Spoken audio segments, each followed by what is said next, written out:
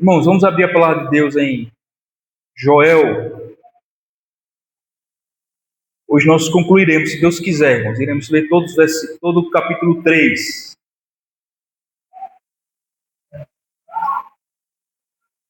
Joel capítulo 3 é o anúncio de mais uma das 3 promessas que Deus faz ao seu povo nesse livro. É a resposta de Deus, a resposta divina ao arrependimento do povo, que Ele promete 3 coisas que a gente já viu aqui e vamos para a terceira agora.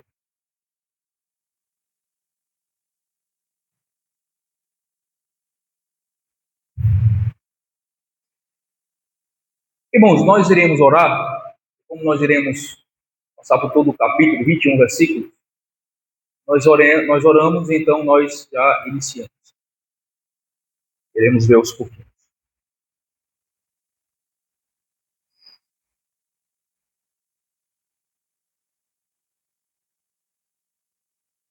Senhor, nosso Deus, bendito Pai,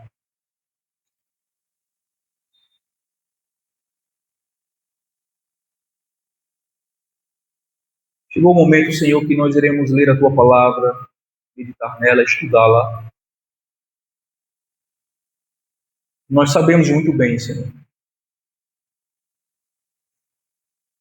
e para a devida compreensão, para que o devido entendimento seja eficaz em nossa vida e eficaz por nós, na compreensão e entendimento da Tua palavra. Sabemos que nós necessitamos plenamente, Senhor, de Ti. Tua própria palavra testifica disso, Senhor.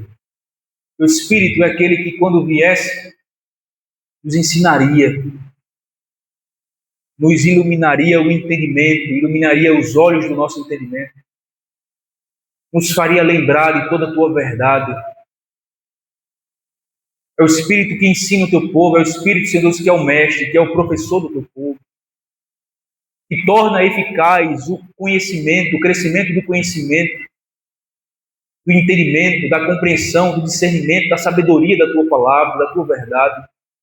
É o Espírito que revela mais e mais ao Senhor o Teu ser, a Tua pessoa para nós, bem como também a Tua vontade, Senhor, revelada na Tua palavra para nós.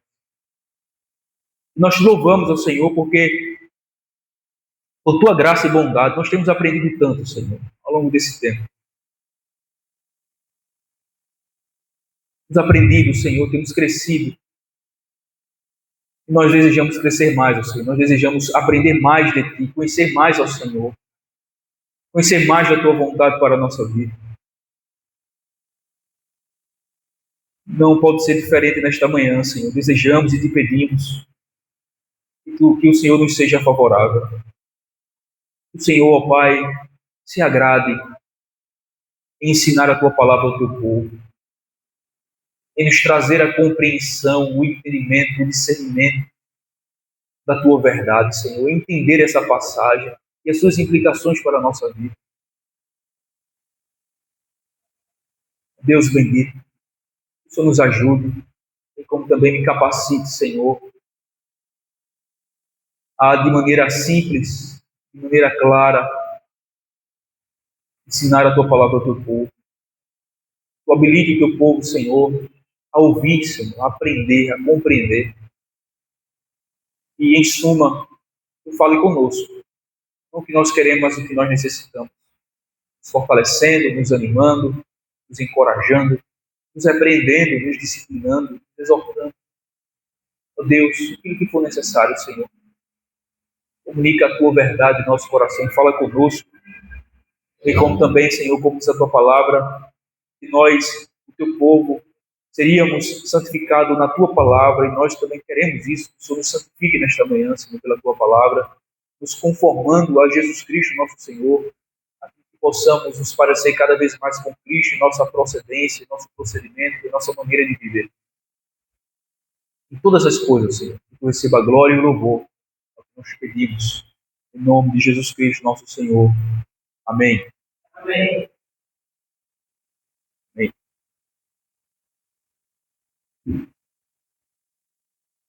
Irmãos, título do nosso estudo, a resposta divina, parte 3, né? Vimos aí 3 estudos com esse título, resposta divina.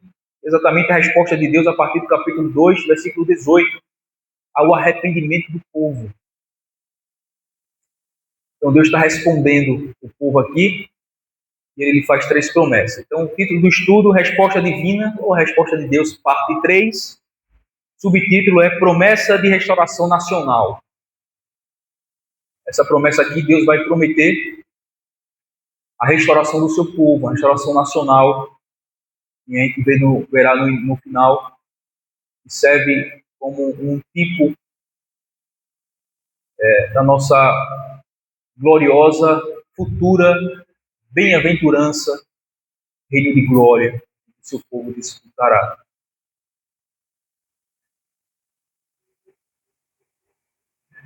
Irmãos,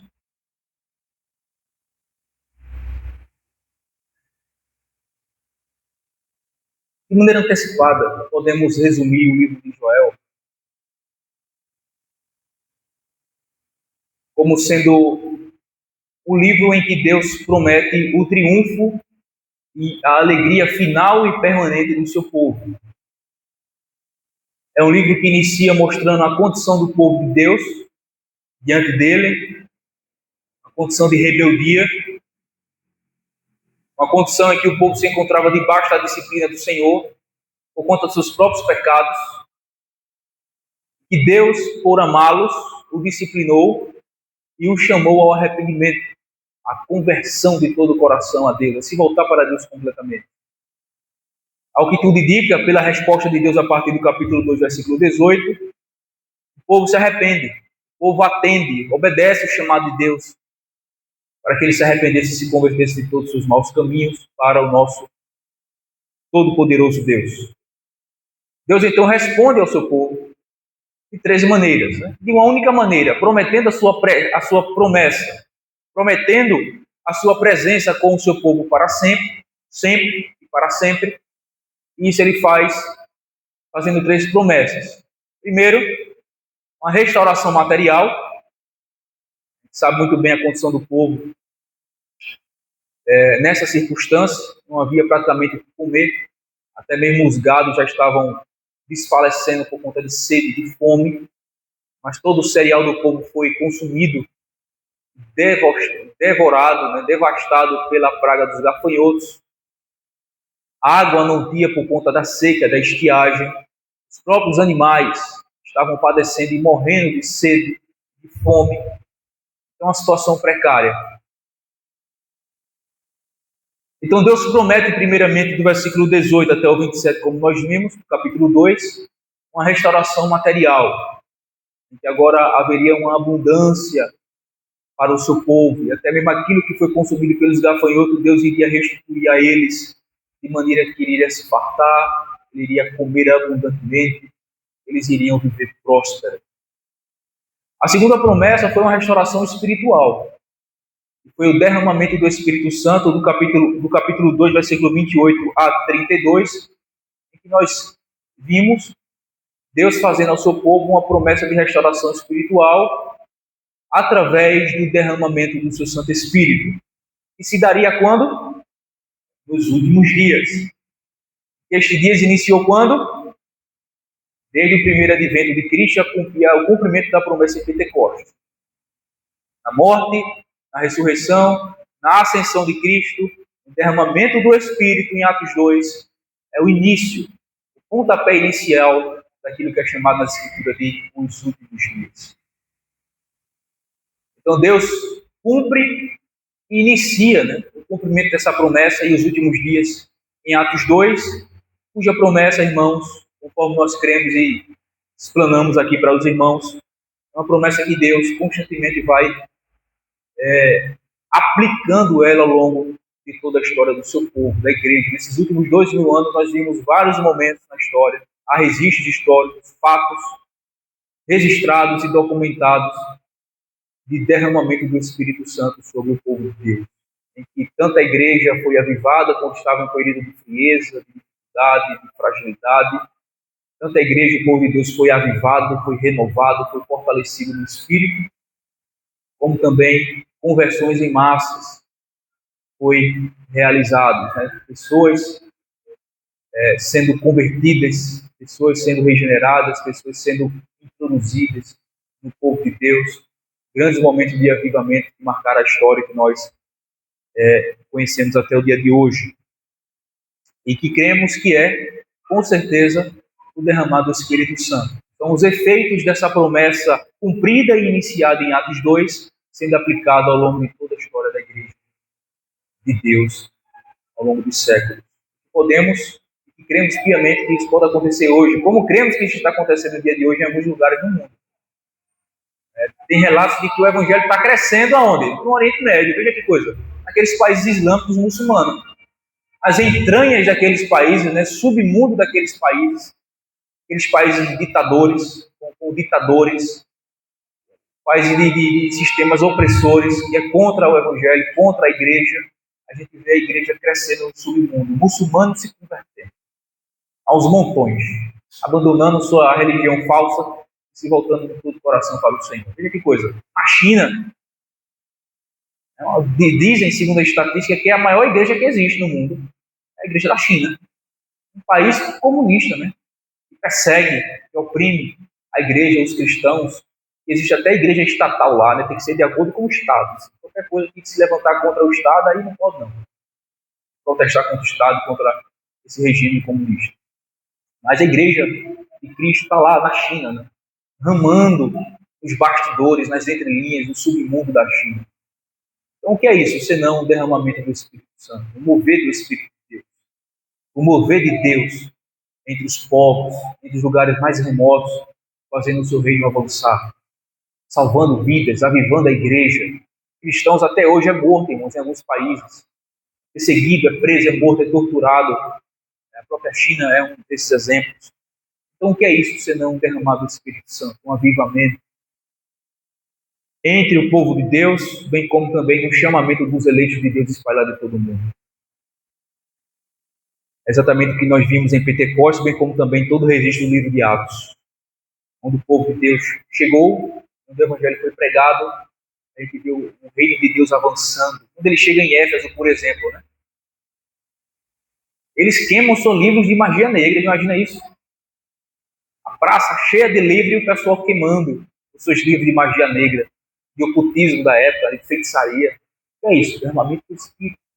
Chega em Samaria, chega nos gentios em Cornélio, chega em Samaria, chega em Éfeso, no mundo pagão da época, chega até os confins da terra e vai chegando até o dia de hoje, e Deus continua derramando o seu Santo Espírito, promovendo avivamento, salvação, reavivamento, renovo do seu povo, fortalecimento no Espírito. Essa foi a promessa que nós vimos no último estudo, 2 a 32, do 28 a 32, do capítulo 2. Então hoje nós concluiremos vendo a terceira promessa que Deus faz ao seu povo, que é uma restauração nacional.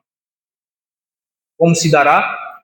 Deus se vingando dos seus inimigos, do inimigo do seu povo, e restaurando permanentemente para sempre a sorte do seu povo.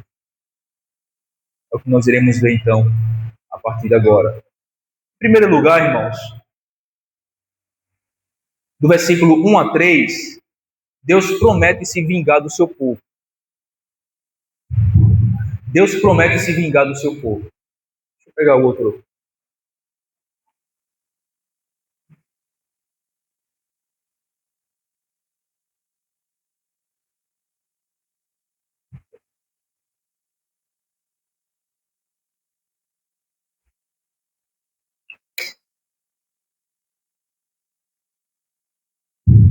Pronto, deixa eu corrigir só uma colocação aqui.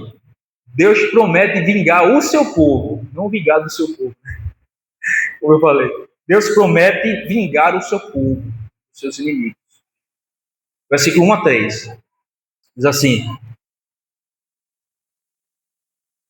Eis que naqueles dias E naquele tempo em que mudarei a sorte de Judá e de Jerusalém, congregarei todas as nações e a farei descer do vale de e a farei descer ao vale de Josafá, e ali entrarei em juízo contra elas por causa do meu povo e da minha herança, Israel, a quem elas espalharam por entre os povos, repartindo a minha terra entre si.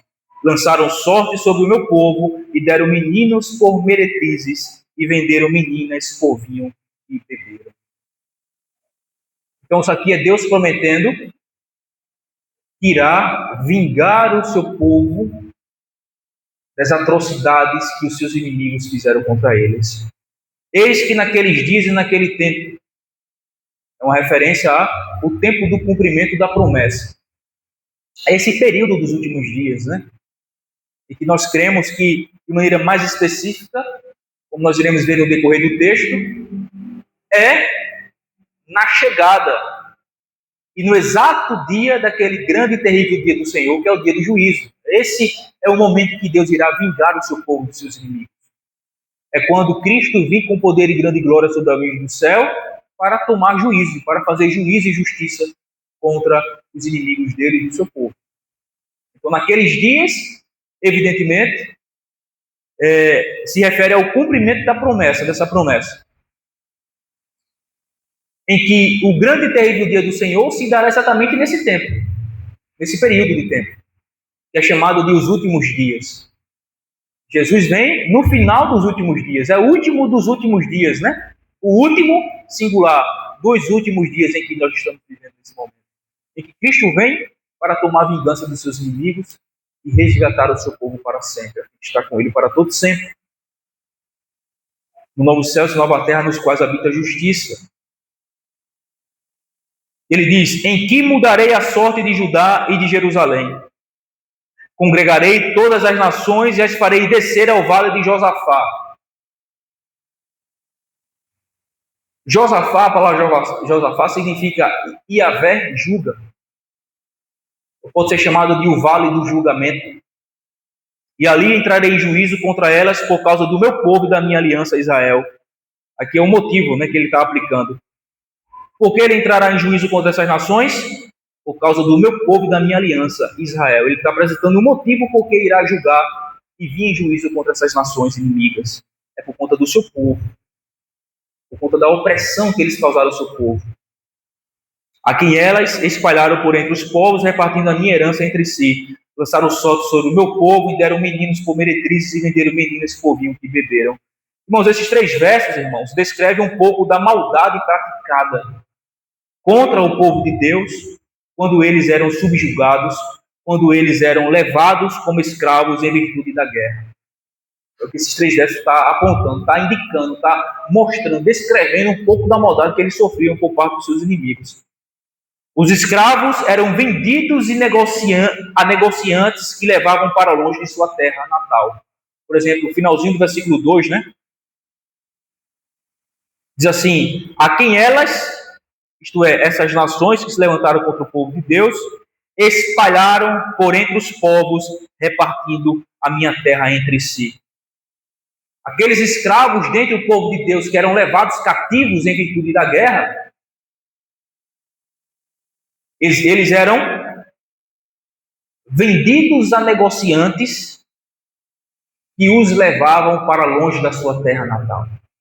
Por isso que eles eram repartidos por muitas outras nações. Seus jovens eram usados como moeda para a prostituição. É o que diz o versículo 3, né? Lançaram sorte sobre o meu povo. Aí diz assim: e deram meninos por meretrizes. Os jovens do povo de Deus que eram levados cativos eram usados como moeda para a prostituição. Eles eram levados cativos, eram tidos por escravos e então eram dados ou eram trocados para que o povo pagão desfrutasse de prostituição. Era dado os jovens por meretrizes. Não, eles eram dados como moeda, né? Para, dando aos seus algozes o direito de se prostituírem, dado como moeda de troca. As suas jovens eram usadas como moeda na compra de vinho, como diz aí o versículo 3. E venderam meninas por vinho que beberam. O nível de atrocidades praticada contra o povo de Deus, irmãos, pelos pagãos é inimaginável. Inimaginável. Eles eram tratados como meros objetos insignificantes, sem nenhum valor. Eram humilhados e usados como moeda de troca para a mera satisfação dos desejos carnais do povo pagão. Exatamente. Portanto, irmãos, o que Deus está dizendo aqui nesses 3 versos é que no tempo do cumprimento da promessa, Ele, Deus, executará juízo sobre todos os povos que se levantaram, perseguiram, maltrataram, mataram e praticaram toda a sorte de mal contra o seu povo. Deus está prometendo vingar o seu povo dos seus inimigos. Então, o povo de Deus, quando pego de supetão pelos seus inimigos, os seus inimigos venciam as guerras e subjugavam eles. Eram levados cativos e eles eram usados como meros objetos ou moedas de troca para a satisfação carnal do povo pagão. Os jovens, ele dava como pagamento pela sua prostituição. As jovens, as meninas, a palavra jovem aqui, eu dei uma olhadinha no original, exatamente em respeito à juventude, adolescentes, 13, 14, 12, 15, 16, e jovens, povo de Deus. As meninas eram dadas como moeda de troca para adquirirem vinho, bebidas. Então veja como eles eram tratados de maneira tão insignificante, como meros objetos descartáveis. E isso é apenas um pouco da descrição de que o povo de Deus passava na mão dos pagãos, dos inimigos, quando estes conseguiam subjugá-los. Então Deus aqui nesses 3 primeiros versos está exatamente prometendo: vingarei o meu povo. Não esquecerei o que as nações fizeram com o meu povo, fazem com o meu povo, em todas as épocas e em todas as nações.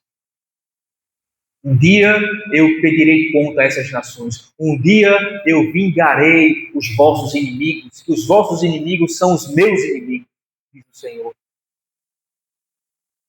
Então Deus está prometendo, irmãos, de que todos os povos debaixo do céu, que de alguma maneira se levantaram, confrontaram, perseguiram, maltrataram, mataram ou praticaram qualquer tipo de maldade contra o povo de Deus, Deus está dizendo: eu irei me vingar de todos eles. Pelas atrocidades que fizeram comigo. Diga lá, Rodrigo.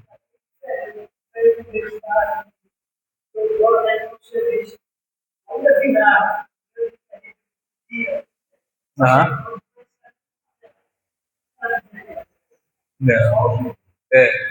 Exatamente. Essa vingança se dará exatamente na manifestação e na chegada do grande e terrível dia do Senhor. Certo? Então, onde se dará isso? E aí existem especulações, não tem uma interpretação certa. Por exemplo, esse vale de Josafá, que aparece aí no versículo 2, bem como também aparece no versículo 12, e no versículo 14 aparece a expressão vale da decisão, que é a mesma coisa. Alguns intérpretes, versículo 2, versículo 14, que aparece a expressão vale de Josafá, que é onde se dará o lugar, onde acontecerá esse julgamento. Né? Vale de Josafá, Josafá significa Yahvé julga, então a referência a esse dia de julgamento, esse dia de juízo sobre os seus inimigos. Versículo 14, né, que aparece a palavra vale da decisão. Então é como se fosse um sinônimo, segundo os estudiosos. E aí existe muita interpretação para essa expressão vale de Josafá. Ninguém sabe ao certo ao que se refere. Né? Alguns entendem que é algum lugar específico lá em Jerusalém. Um vale que tem lá, e alguns creem que é onde se dará exatamente, ou a partir do qual se dará o julgamento das nações, né? Cristo virá ali, e ali ele aparecerá, e então é onde as nações serão colocadas diante deles para serem julgados segundo as suas obras, então condenados os seus inimigos.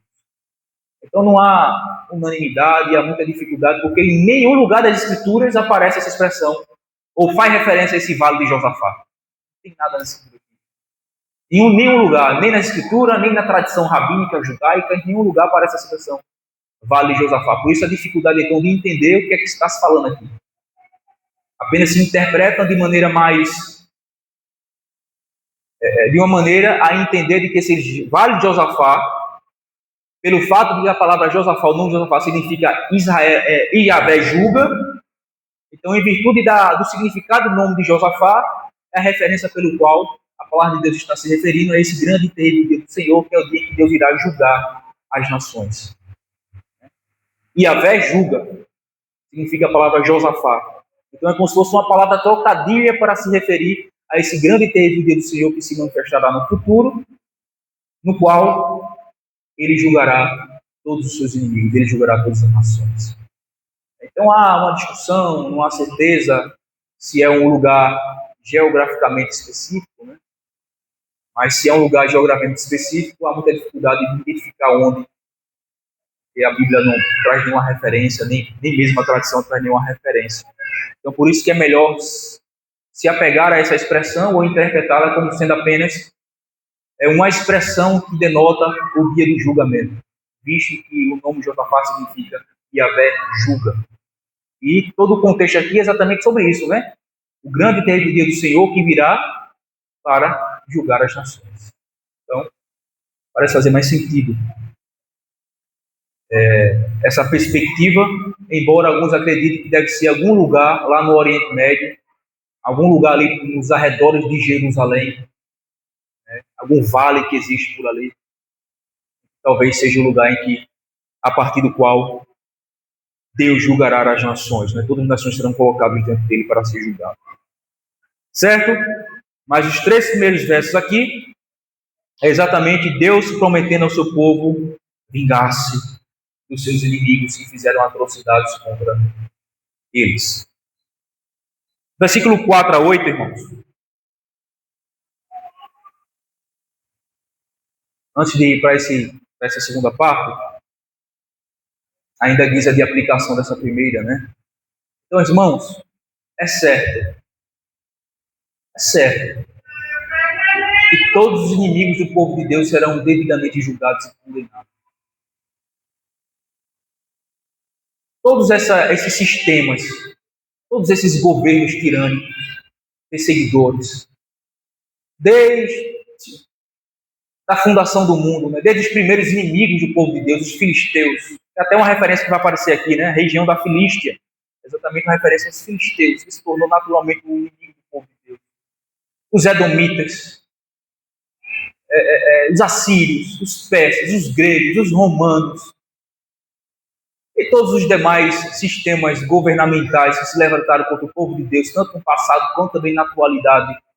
Então, é certo que esse povo sofrerá a justa punição por tal perseguição para com o povo de Deus. Nenhum ficará impune. Nenhum daqueles que se levantou contra o povo de Deus se levantará a ficar impune. Deus se vingará deles. Por isso que a orientação da Escritura, de acordo com o Evangelho ensinado por Jesus, de conta também pelos apóstolos, é que não compete ao povo de Deus vingar-se a si mesmo.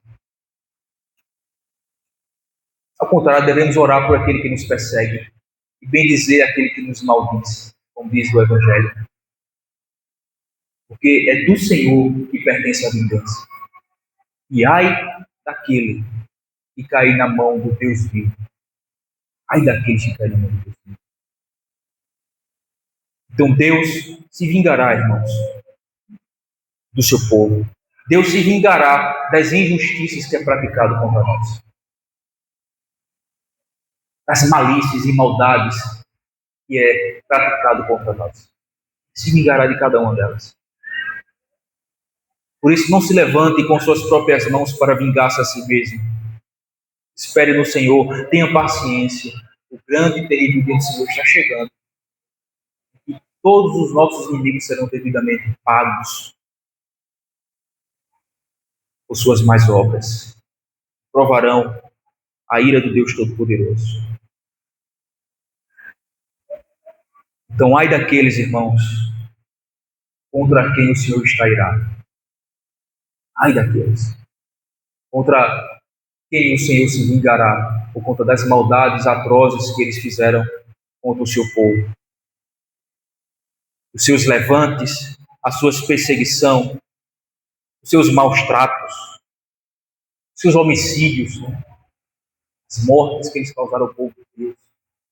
Qualquer outra sorte de mal, Deus promete vingar o seu povo. Deus promete vingar o seu povo. Versículo 4 a 8. Deus fala aqui da retribuição que os seus opressores sofrerá. A retribuição que os seus opressores sofrerá. Eles serão retribuídos com as mesmas maldades que eles praticaram contra o povo de Deus. Ou sofrerão, né?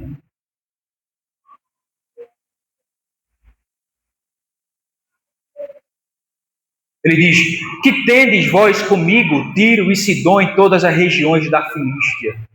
Deus faz uma pergunta, perguntando o que é que essas regiões, o que é que esses povos tinham contra ele. Essas eram regiões, irmãos, que serviam como portos marítimos, né? Por onde o comércio marítimo passava. Tiro, Sidom e regiões da Filístia eram regiões litorâneas, onde tinham portos marítimos, onde navios atracavam, né? Onde havia um grande fluxo comercial. Então é bem provável que essas cidades atuavam como revendedores ou intermediários de cativos que seriam vendidos como escravos. Então era para essas regiões, para esses povos, que os cativos levados em virtude da guerra eram levados para serem comercializados, para serem vendidos. Eles eram como revendedores, ou eles eram como sendo intermediários, que fazia a ligação entre aqueles que tinham os escravos para aqueles que queriam comprar os escravos. Então ele estava aqui no meio, né? Eu era intermediador do negócio de escravos, do mercado de escravos. Eles comercializavam também, eles revendiam os escravos que eram levados para eles como cativos. Essas regiões estavam envolvidas na captura e no tráfico do povo de Deus como prisioneiros de guerra. Então, por isso que Deus se volta para eles assim: o que é que vocês têm contra mim? O que tenho eu com vocês? O que é que vocês têm contra mim? Tiro, Sidom e região das Filístias. Porque eram para eles, para esse povo, para essa região, que os cativos do povo de Deus eram levados para serem comercializados. Ou seja, Tiro, Sidom e regiões da Filístia participavam, direta ou indiretamente, da comercialização do povo de Deus a serem vendidos para outros povos como escravos. Então eles eram envolvidos na captura e no tráfico do povo de Deus como prisioneiros de guerra. De acordo com o versículo 6, eles venderam o povo de Deus, que eram levados cativos em virtude da guerra, aos gregos. Veja o versículo 6. E vendestes os filhos de Judá e os filhos de Jerusalém aos filhos dos gregos.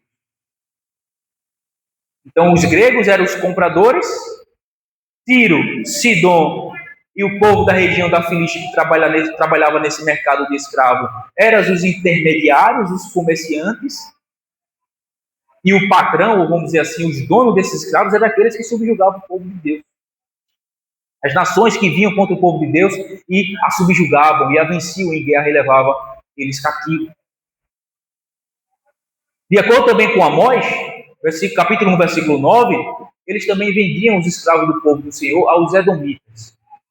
Vai passar uma página aí, Amós 1, 9, vai deixar muito claro. Assim diz o Senhor: por 3 transgressões de Tiro e por 4 não sustarei o castigo, porque entregaram todos os cativos a Edom e não se lembraram da aliança de irmãos. Então veja que essa região comercializava os escravos do povo de Deus e vendia eles aos outros inimigos, aos gregos, que nessa época já estava surgindo, já havia um certo relacionamento com essa religião, com essa região, bem como também aos edomitas, que eram inimigos antigos do povo de Deus, os descendentes de Esaú, filho de Edom, descendente de Esaú, né? Irmão de Jacó. Certo? Então os edomitas vêm de Esaú, okay? Que se tornou naturalmente inimigo do povo de Deus ao longo de toda a história. Então, esse povo de Tiro, de Sidom, região da Filístia, que são os filisteus, o povo onde vivia filisteus, eles estavam ativamente envolvidos com o tráfico de escravos do povo de Deus. Então, eles comercializavam os escravos, eram trazidos cativos em virtude da guerra. Eles vendiam o povo de Deus a outros povos pagãos, aos gregos, aos edomitas e a qualquer outro que queriam comprar. E lá, Valdir. Salmo 137. Exatamente. Salmo 137 é exatamente um salmo que, em forma de canto, o povo de Deus está pedindo que Deus se vingue do povo de Edom. É um salmo muito pesado, né? Os filhos de Edom, lembra-te, Senhor, para seres contra. Vai indo, né? Opressores e tudo mais. E no final que é forte, né? Pega os seus filhos e os lances, né? Os esmague contra os rochedos, né? É um pedido de vingança contra aqueles que se levantaram como inimigo do povo de Deus. Então, que tendes vós comigo, Tiro e Sidom e todas as regiões da Filístia? Esses povos estavam envolvidos na comercialização, ou como revendedores, ou então como intermediários do povo de Deus que eram levados cativo pelos seus inimigos. É isso vingança que quereis contra mim? Se assim me quereis vingar, farei sem demora cair sobre a vossa cabeça a vossa vingança. Então Deus dizendo ou prometendo que fará cair sobre a cabeça deles a sua própria vingança e maldade. Deus irá retribuí-los segundo a sua maldade. Deus irá vingar-se deles como eles querem se vingar de Deus e do seu povo. Deus prometendo então que irá fazer cair sobre a própria cabeça deles a sua própria vingança e a sua própria maldade. Versículo 5. Visto que levaste a minha prata e o meu ouro, e as minhas joias preciosas meteste nos vossos templos. Irmãos, a prata, o ouro e as joias preciosas que estavam na terra prometida e que estavam em posse de Judá, do povo de Deus, pertencia a quem? Ao Senhor. Mas os inimigos do povo de Deus as saquearam e as profanaram quando as introduziram em seus templos pagãos. E Deus diz, até mesmo isso eu pedirei conta. Vocês levaram a minha prata, vocês levaram o meu ouro, vocês levaram as minhas pedras preciosas e profanaram elas quando vocês introduziram no templo os pagãos de vocês. Eu irei fazer cair a vossa maldade sobre a vossa cabeça. Eu irei retribuir a maldade de vocês, a vingança que vocês querem para comigo e para com o meu povo, da mesma maneira. E vendestes os filhos de Judá e os filhos de Jerusalém aos filhos dos gregos, para os apartar para longe dos seus limites. Vocês fizeram com que o meu povo, a quem prometi a terra prometida, fossem tirados desta terra que mana leite e mel, que eu prometi ao meu povo. Vocês levaram o meu povo para longe da terra que eu os prometi. Vocês levaram eles cativos. Vocês apartaram eles para longe dos seus limites. Então ele diz no versículo 7, eis que eu os suscitarei do lugar para onde o vendeste. O que é que Deus está falando aqui? Irá trazê-los de volta. Eu os suscitarei do lugar para onde os vendestes. e farei cair a vossa vingança sobre a vossa própria cabeça. Venderei vossos filhos e vossas filhas aos filhos de Judá, e farei com que vocês sejam escravos deles. Hoje vocês os têm e os fizeram como seus escravos, levando para terras distantes, profanando aquilo que é meu, tanto o povo como a minha terra e os meus objetos preciosos. Mas eu farei com que um dia vocês serão escravos deles. Eu venderei os vossos filhos e as vossas filhas como vocês venderam os vossos filhos e as vossas filhas a um povo pagão. Eu venderei os seus filhos e as vossas filhas aos filhos de Judá, e estes aos sabeus. Os sabeus eram um povo distante, um povo remoto. Há uma nação remota, né? A palavra remoto significa exatamente isso, distante, longe, afastado, porque o Senhor disse. Então o que é que o Senhor está dizendo aqui? A esses povos que estavam envolvidos no tráfico do povo de Deus, e retribuirá ele na mesma medida. Se vingará deles, assim como ele quis vingar-se de Deus e do seu povo, os saqueando os seus bens, os levando cativos e os enviando a povos distantes, a nações pagãs longe da sua terra natal. Deus diz: eu farei a mesma coisa com vocês. Eu irei trazer eles de volta, e eu venderei os vossos filhos e as vossas filhas aos filhos de Judá, e os filhos de Judá, quando tiverem posse dos vossos filhos e das vossas filhas, venderão aos sabeus. Uma ação remota. Vocês saberão e provarão na própria pele o quão ruim é viver em uma nação que não é a sua, em uma terra que não é a sua. Vocês serão peregrinos e estrangeiros e estranhos, assim como vocês fizeram o meu povo passar. Vocês provarão a amargura do que é ser cativo, do que é ser escravo, do que é viver na miséria, na dependência, do que é viver longe da sua própria terra, da sua própria casa. Então Deus promete, irmãos, que retribuirá os seus opressores na mesma medida. O que eles estavam fazendo contra o povo de Deus, Deus diz que fará com eles. Deus é justo. Deus é absolutamente justo. E a Bíblia diz que ele retribuirá a cada um segundo as suas obras. Esse foi o nosso segundo ponto. Vamos correr, porque senão... Terceiro, irmãos, versículo 9 a 13. O povo de Deus se prepara para a batalha. O povo de Deus se prepara para a batalha. No versículo 9 a 13. Proclamai isto entre as nações. Apregoai guerra santa e suscitai os valentes. Cheguem-se, subam todos os homens de guerra. Então isso aqui é uma palavra, irmãos, de preparação, de convocação, de invocação ao povo de Deus estar pronto para a batalha. Por quê? Porque aqui dentro do contexto, historicamente, Deus está prometendo se vingar do seu povo dos inimigos. E como é que Deus fará isso? Através da instrumentalidade do seu próprio povo. Deus irá fazer isso contra os seus inimigos, aquilo que a gente está vendo até agora, retribuir ele na mesma medida, mas Deus fará isso por instrumentalidade do seu próprio povo. Por isso que é uma palavra de convocação, provocar entre as nações.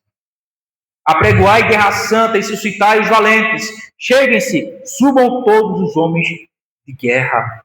Forjai a espada das vossas relhas de arado e lanças, das vossas roldadeiras. Diga ao fraco, eu sou forte. Então veja, Deus está dizendo, os seus materiais de trabalho aí, suas lanças, suas roldadeiras, forjem instrumento de guerra. E não temam, digam ao fraco que eu sou forte. Apressai-vos e vinde todos os povos em redor e congregai-vos, porque ali, ó Senhor, faze descer os teus valentes. Levantem-se as nações e sigam para o vale de Josafá, isto é, o lugar do julgamento. Porque ali me assentarei para julgar todas as nações em redor. Quando? no dia do Senhor. Lançai a foice, porque está madura a seara. Vinde, pisai, porque o lagar está cheio, os seus compartimentos transbordam, porque a sua malícia é grande. Então, irmãos, aqui a gente pode olhar na seguinte perspectiva para essa passagem. Isso de maneira histórica já ou pode acontecer. Deus pode fazer exatamente o que o seu povo passou com as outras nações inimigas, mas isso aqui tem um teor escatológico, tem uma linguagem escatológica. Versículo 12, por enquanto: levantem-se as nações e sigam para o vale de Josafá. Como a gente já viu, o lugar de julgamento, onde as nações serão colocadas diante do Senhor para serem julgadas. Quando é que isso acontecerá? No grande e terrível dia do Senhor, que é o último dia dos últimos dias, o dia do acerto de conta, o dia do juízo, o dia que Deus pedirá conta às nações. Lançai a foice, porque está madura a seara. Tem uma linguagem muito parecida disso no Novo Testamento, né? Vinde, pisai, porque o lagar está cheio. Paulo vai dizer que nós, o povo de Deus, julgaremos as nações. Julgaremos os anjos, veja que coisa. Paulo diz isso. Porque o lagar está cheio. O que é o lagar? Era um lugar onde era pisadas as uvas. E segundo Apocalipse, que usa essa mesma expressão, o Filho do Homem está pisando o lagar e está salpicando e manchando as suas vestes brancas. O que é isso? É uma linguagem figurada para se referir ao dia do juízo, o dia que Deus vem para julgar e condenar os seus inimigos e humilhá-los e esmagá-los debaixo dos seus pés. A sua ira, o seu juízo. Então veja que isso aqui aponta para uma linguagem escatológica. Os seus compartimentos transbordam, porque a sua malícia é grande. Então Deus se vingará dos seus inimigos por intermédio do seu próprio povo, na representatividade do seu Filho, do nosso Senhor. Então o fato de Deus, ou Jesus, manifestar a sua ira e julgará as nações, seus inimigos, e os condenará, acontecerá exatamente aquilo que de maneira figurada é descrito em Apocalipse, está sendo descrito aqui. É como que Cristo estivesse esmagando as nações debaixo dos seus pés, exercendo seu juízo e sua ira. E nós, uma vez unidos a Cristo pela fé, é como se nós também estivéssemos. É por instrumentalidade do seu povo, Deus julgando as nações debaixo dos seus pés. Então, de maneira representativa, Deus, por intermédio do seu povo, na pessoa do Filho, esmagará os seus inimigos, julgará os seus inimigos, condenará os seus inimigos, derramará a sua ira sobre os seus inimigos debaixo dos seus pés. A linguagem do versículo 13 é figurativa, irmãos, e aponta para o tempo em que a execução do juízo será realizada. Então, esse versículo 13 aí, né, que fecha essa parte, é uma linguagem figurativa, tipológica, que aponta para uma realidade superior e maior e definitiva, que é o tempo em que a execução do juízo será realizada. Isto é, no grande e terrível dia do Senhor, Deus executará este juízo. Então o povo de Deus precisa estar preparado para a batalha, não é? Para este grande dia, o dia em que Deus julgará o seu povo, vingará o seu povo dos seus inimigos, e o seu povo participará disso ativamente na pessoa bendita de Jesus Cristo, nosso Senhor.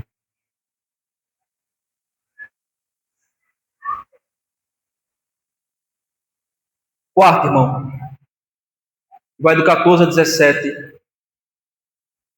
O profeta então diz que o povo de Deus está protegido.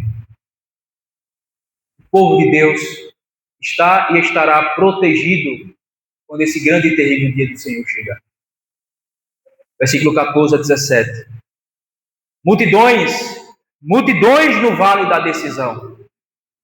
Isso aqui, evidentemente, como eu já falei, vale da decisão equivale ao vale de Josafá, o lugar de julgamento, momento em que Deus irá selar o destino eterno dos seus inimigos. o vale da decisão, o momento em que Deus selará o destino eterno dos seus inimigos. É o vale da decisão, é o vale do julgamento, é o vale de Josafá. Porque o Deus do Senhor está perto no vale da decisão. O sol e a lua se escurecem e as estrelas retiram o seu resplendor. Irmãos, as nações pagãs, as quais eram inimigos do povo de Deus, como por exemplo a Síria e Egito, adoravam o Deus Sol, Shamash, para a Síria, e Amon, para o Egito. O Deus Sol, né? Chamava o Sol de Deus, ele usava essas expressões, esse nome. Eles adoravam como sendo sua principal divindade. E o Deus Lua, que é chamado de Sim, era de grande importância para a Babilônia. Portanto, o profeta visa a atingir esses deuses e as respectivas nações arrogantes e inimigas do povo de Deus, garantindo a sua destruição debaixo do juízo de Deus. Então ele aponta para o momento exato em que Deus decidirá e selará o destino eterno dos seus inimigos, que é o grande e terrível dia do Senhor, no vale da decisão, no vale do julgamento. Ele aponta então para algumas figuras que era tido como sendo divindade pelos povos pagãos. O sol, a lua, as estrelas. Era tido pelos assírios, pelos egípcios, pelos babilônicos como sendo divindades. Então o profeta faz referência a isso a fim de mostrar de que Deus destruirá esse povo pagão. Deus destruirá os inimigos do povo de Deus. E aqueles que eles têm por Deus, sol, lua e estrela, lua, não terá força nenhuma para livrá-los da mão do Deus Todo-Poderoso, porque de fato, esses elementos celestiais verdadeiramente não são deuses, ainda que sejam considerados pelo povo pagão. Então Deus destruirá. Deus o profeta então passa a mostrar e a afirmar de que em meio a esse evento, o grande e terrível dia do Senhor, o povo de Deus será protegido. É o que ele vai dizer então a partir do versículo 16. Na mesma certeza que é anunciado a destruição dos inimigos do povo de Deus, naquele grande e terrível dia, é também anunciado pelo profeta a proteção do povo de Deus. Versículo 16. O Senhor brama de Sião e se fará ouvir de Jerusalém, e os céus e a terra tremerão. Mas o Senhor será o refúgio do seu povo e a fortaleza dos filhos de Israel. Uma promessa em que nesse grande evento escatológico, cosmológico, universal, enquanto o povo de Deus é certo, enquanto os inimigos do povo de Deus é certo de que serão condenados, destruídos, na mesma medida é certo e seguro que o povo de Deus será protegido. O Senhor será o refúgio do seu povo. O Senhor será a fortaleza dos filhos de Israel. Os irmãos devem lembrar bem o que significa fortaleza, né? Era uma fortaleza naquela época. Hoje em dia... Fale, minha irmã.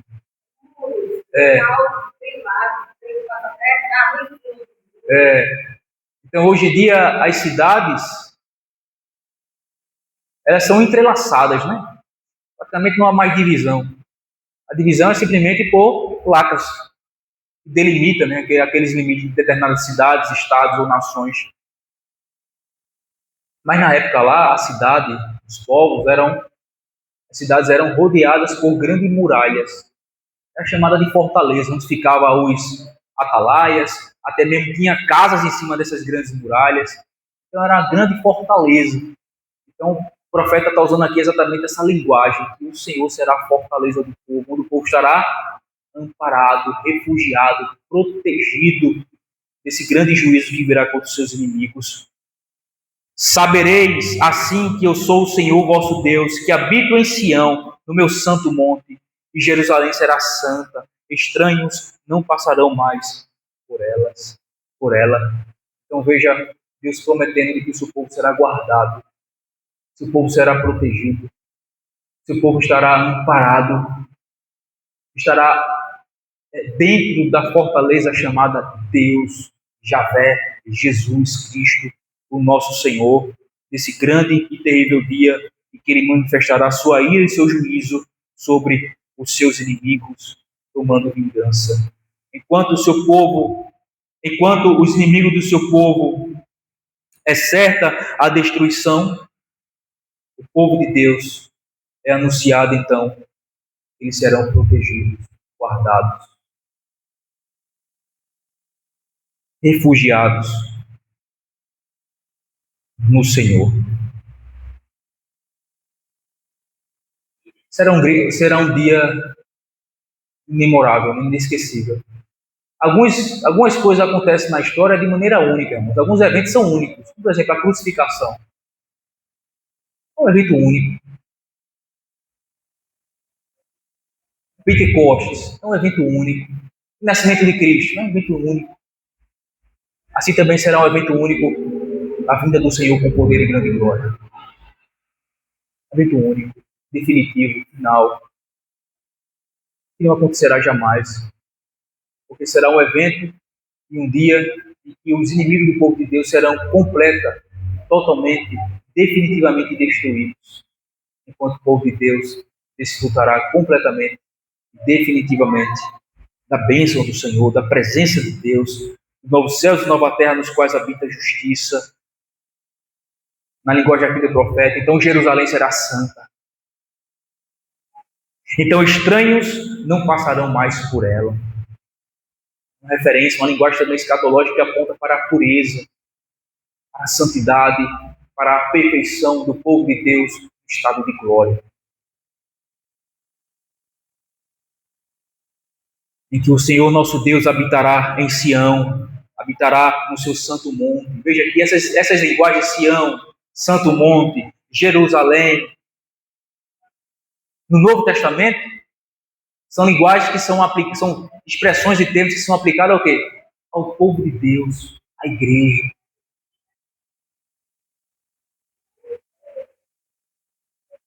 Então, de maneira escatológica e tipológica, é uma passagem que aponta diretamente para o povo de Deus em glória. O povo de Deus sendo protegido, o povo de Deus sendo abençoado, o povo de Deus sendo aceito, o povo de Deus sendo introduzido no novo céus e nova terra nos quais habita a justiça, enquanto seus inimigos estão sendo destruídos debaixo da ira de Deus. Quinto e último lugar, irmãos, a promessa também envolve a prosperidade e o triunfo do povo de Deus para sempre. É o que ele diz aí do versículo 18 a 21. O povo de Deus será próspero, o povo de Deus triunfará para sempre, enquanto os inimigos do Senhor não. E há de ser que naquele dia os montes destilarão mosto. Veja que isso aqui é uma linguagem figurada. Os montes destilarão mosto. O que é mosto? Né? Proveniente da uva, né? E vira vinho depois. Uma linguagem figurada para destacar a prosperidade do povo de Deus. Os montes destilarão mosto e os outeiros manarão leite. E todos os rios de Judá estarão cheios de águas. Não haverá mais escassez para o povo de Deus. Escassez que eles estavam passando aqui, mas a promessa é que naquele grande e terrível dia, o último dia em que também nós desfrutaremos e seremos protegidos, adentraremos para o novo céu e nova terra nos quais habita a justiça, não haverá mais escassez para o povo de Deus. É como que montes estivessem escorrendo, estivesse cheio de uvas e escorrendo vinhos. É como se os outeiros estivessem manando leite. Os rios, haverá abundâncias de águas, não haverá mais seca. Haverá prosperidade, não mais escassez. Sairá uma fonte da casa do Senhor e regará o vale de Sitim. Ou também pode ser traduzido como o vale das acácias. Geralmente cresce em condições secas no deserto, essa árvore. Mas no caso aqui, ele estará sendo regado abundantemente pelas águas que saem da fonte da casa do Senhor. Veja que é uma linguagem figurada, tipológica, escatológica, que aponta para a prosperidade, o triunfo, a bênção, a abundância em que o povo de Deus desfrutará no novo céu e nova terra, dos quais habita a justiça.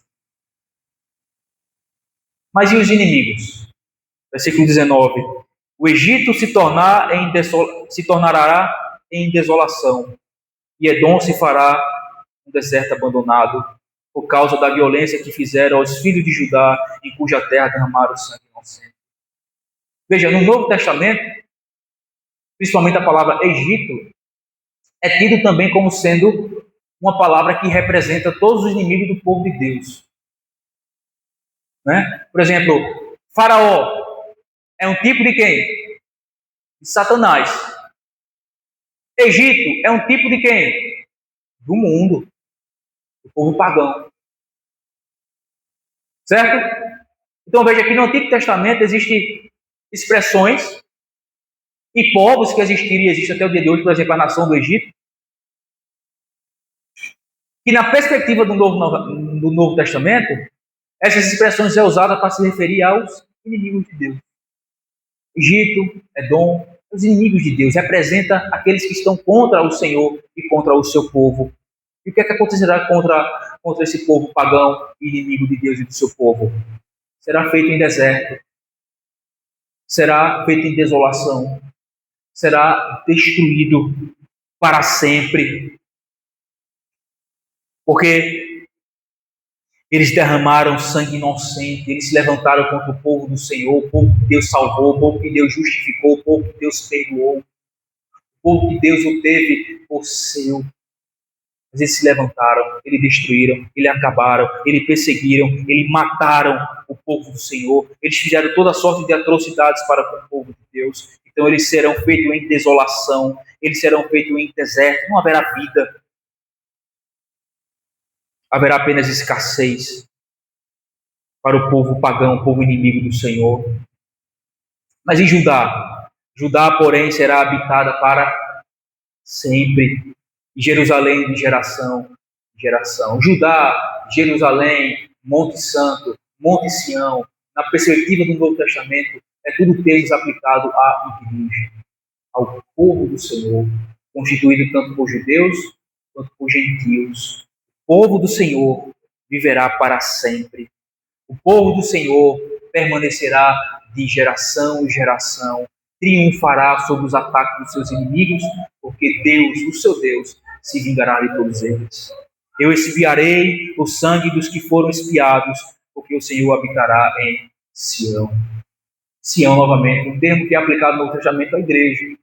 Deus habita na igreja, Deus habita no seu povo, Deus habitará com eles e neles para toda a eternidade, nos novos céus e nova terra, nos quais habita a justiça. Conclusão, irmãos.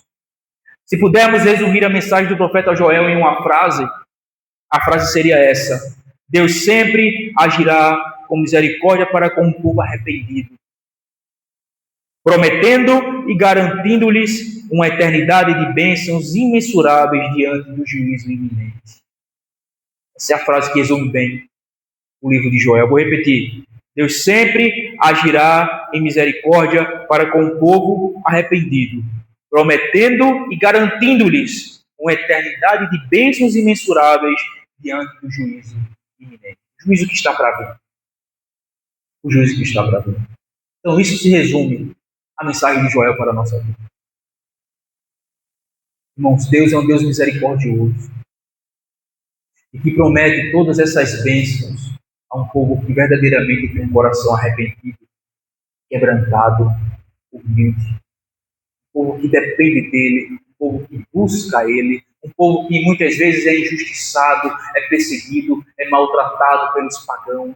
Mas Deus promete que será a favor deste povo humilde, quebrantado, arrependido, dependente dele, e promete que vingará essas nações pagãs, vingará os seus inimigos, e promete que eles desfrutarão o seu povo de bênçãos imensuráveis, ainda que venha futuramente aí um juízo sobre todas as nações. O seu povo será protegido, o seu povo será guardado, O seu povo será cheio do Espírito. O seu povo gozará de prosperidade infinitas, abundantes.